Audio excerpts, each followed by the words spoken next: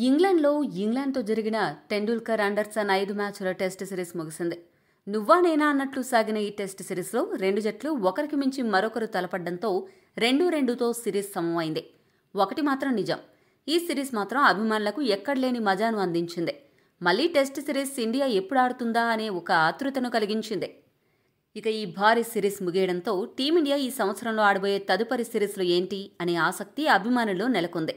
ఈ నేపథ్యంలో టీమిండియా ఈ ఏడాది ఆడబోయే మిగతా మ్యాచ్లు ఎప్పుడు జరుగుతాయో ఇప్పుడు చూద్దాం.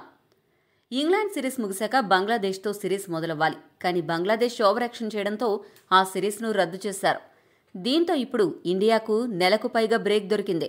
భారత్ జట్టు తదుపరి మ్యాచ్ను సెప్టెంబర్ 10న ఆసియా కప్లో భాగంగా యూఏఈతో ఆడనుంది. రెండో మ్యాచ్ను సెప్టెంబర్ 14న దుబాయ్లో పాకిస్తాన్తో తలపడనుంది. ఆ తర్వాత భారత్ సెప్టెంబర్ 19న ఒమన్తో మ్యాచ్ ఆడనుంది.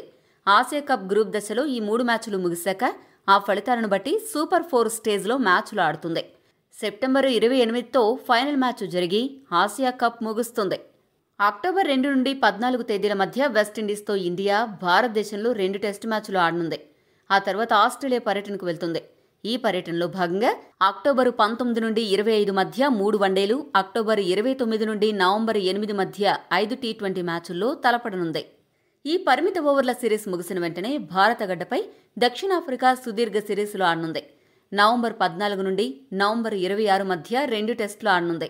ఆ తర్వాత నవంబర్ 30 నుండి డిసెంబర్ 6 మధ్య 3 వన్డేలు, డిసెంబర్ 9 నుండి డిసెంబర్ 19 మధ్య 5 టీ20 మ్యాచ్ల్లో ఇండియా దక్షిణాఫ్రికా తలపడతాయి.